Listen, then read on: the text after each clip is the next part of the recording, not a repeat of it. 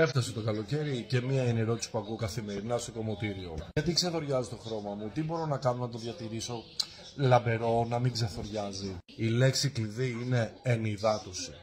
Όσο πιο ενυδατωμένα είναι τα μαλλιά, τόσο καλύτερα η τρίχα κρατάει τα χρωστικά. Ταλαιπωρημένα, πορώδη μαλλιά δεν κρατάνε τα χρωστικά και έχει σαν συνέπεια να ξεθοριάζει το χρώμα. Οπότε, κορίτσια μου, ενυδατώστε τα μαλλιά σας. Φροντίστε τα μαλλιά σας. Χρησιμοποιήστε καλοκαιρινές σειρές προϊόντων. Όλες οι εταιρείες έχουν απίστευτες σειρές. Χρησιμοποιήστε ένα σαμπουάν από τις καλοκαιρινές σειρές. Καθαρίζουν απόλυτα τα μαλλιά από ρήπους, από αλάτι, από χλώριο της πισίνας.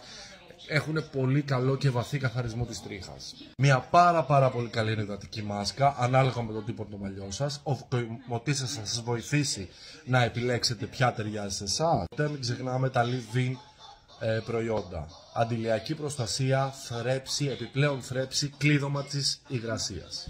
Ακολουθήστε αυτή τη ρουτίνα και θα δείτε ότι το χρώμα σας θα διαρκεί ακόμα περισσότερο φωτεινό και λαμπερό. Γεια!